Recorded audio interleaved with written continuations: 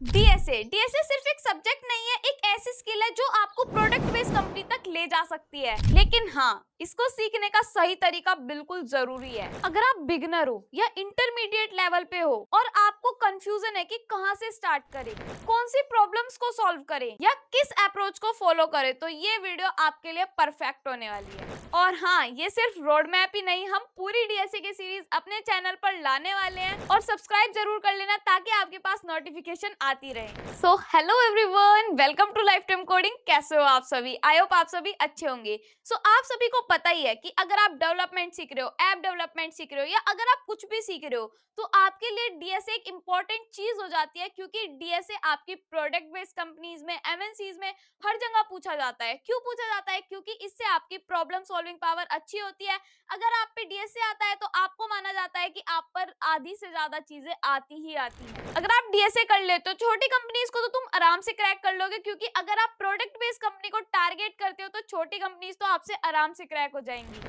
इस वीडियो में हम देखेंगे कि इसका फुल रोड मैप क्या होने वाला है और इसको हम कहां से सीखेंगे और टाइमिंग वगैरह क्या रहती है वीडियोस की। सबसे पहले स्क्रीन पर चलते हैं और देख लेते हैं क्या क्या चीजें हम अपनी सीरीज में कवर करने वाले हैं, क्या क्या चीजें आपको मैं पढ़ाने वाली हूँ, क्या क्वेश्चंस भी होने वाले हैं, क्या मैं सोल्व भी करवाने वाली हूँ सारी चीजें। तो इस वीडियो के एंड तक बने रहना, क्योंकि आपको वहीं पर टाइमिंग वगैरह सब बताई जाएगी। चलिए स्क्रीन पर चलते हैं, लेट्स गो।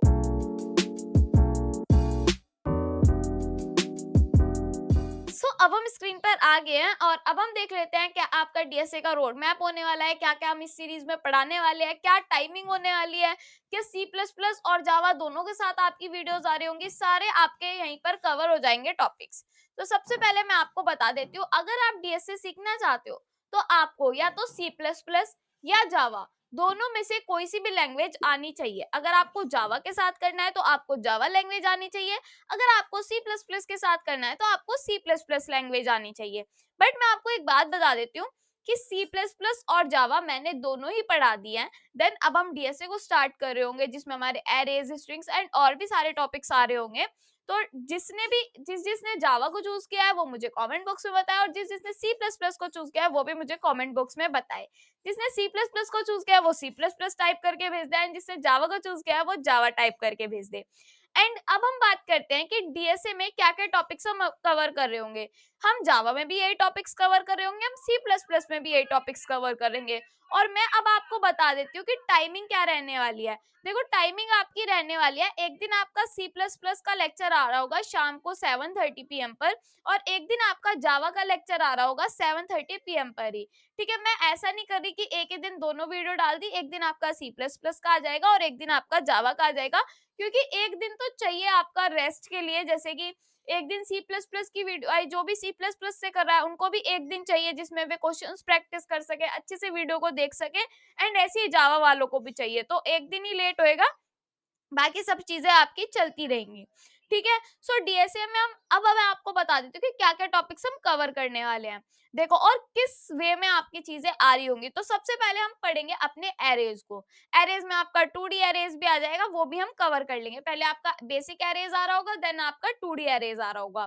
फिर आपकी वीडियो आ रही होगी स्ट्रिंग्स की। स्ट्रिंग्स में भी आपका एडवांस लेवल का पहले बेसिक आएगा, फिर एडवांस आएगा, देन लिंक्ड लिस्ट आएगा, आपका स्टेक्स आएगा, फिर आपका क्यू की वीडियो आ रही होगी, प्रायोरिटी क्यू की आ रही होगी, ट्रीज की आ रही होगी, एंड ग्राफ्स की आ रही होगी। अब ये अगर आपने बिल्कुल डीएसए नहीं पढ़ा, आपको कुछ नहीं पता, तो ये टॉपिक्स आपको थोड़े अटपटे लग रहे होंगे, बट ऐसा नहीं है, सारी चीजें आप अच्छे से समझ लोगे। जब मैं आपको पढ़ाऊंगी तो सारी चीजें आपको समझ में आने लगेगी। ठीक है। शॉर्टिंग वगैरह भी हम कर रहे होंगे बिल्कुल अच्छे से।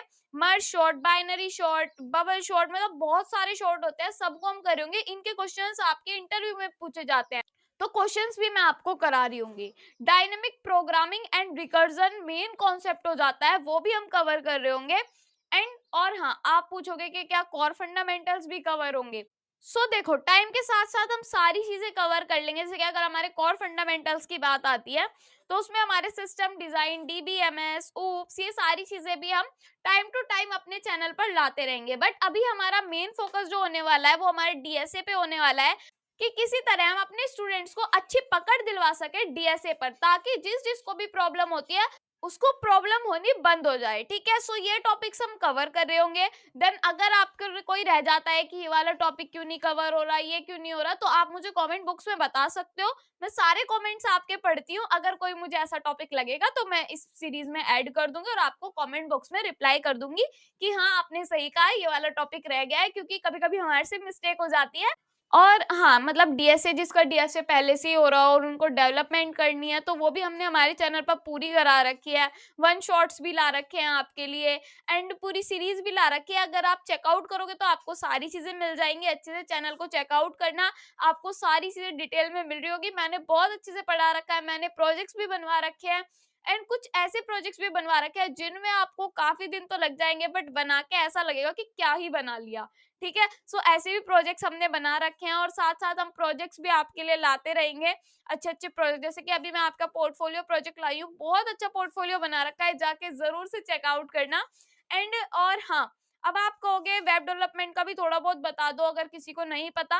तो देखो, आप अगर फ्रंट एंड सीख रहे हो तो HTML CSS जावास्क्रिप्ट से स्टार्ट कर लेना। और अगर आप पूरा सीखना चाहते हो तो मैंने एक फुल रोड मैप बना रखा है आपका फुल स्टैक डेवलपमेंट के लिए, वो जाके चेकआउट जरूर कर लेना। सो रोड मैप तो इतना ही था, यही चीजें हम पढ़ने वाले हैं। और अब आप पूछोगे टाइमिंग कितनी लगेगी डीएसए को करने में। सो देखो, अगर आपको अच्छे सारी चीजें करने हैं तो 4 to 5 मंथ्स आपको लग जाएंगे बिल्कुल अच्छे से डीएसए करने में।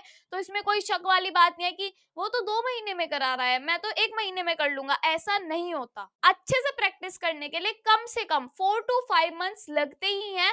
वो तो जब लगते हैं, बस जब आप सोचो कि हाँ, ये वाला टॉपिक हमारा हो गया, बस ये हो गया, इसके क्वेश्चन हम ऐसे कर लेंगे। बिल्कुल अच्छी तरीके से भी नहीं सीख पाओगे, कम से कम 1 ईयर लगता है बिल्कुल अच्छे से सारी चीजें सीखने में। क्योंकि एकदम से ऐसा नहीं होता कि ये टॉपिक पढ़ लिया, इसके क्वेश्चन, सबके क्वेश्चन अलग अलग आते हैं। आपके सारे टॉपिक्स क्लियर हो जाएंगे कि मैं कह क्या रही हूँ आज। सो अब आपने रोड मैप देख ही लिया।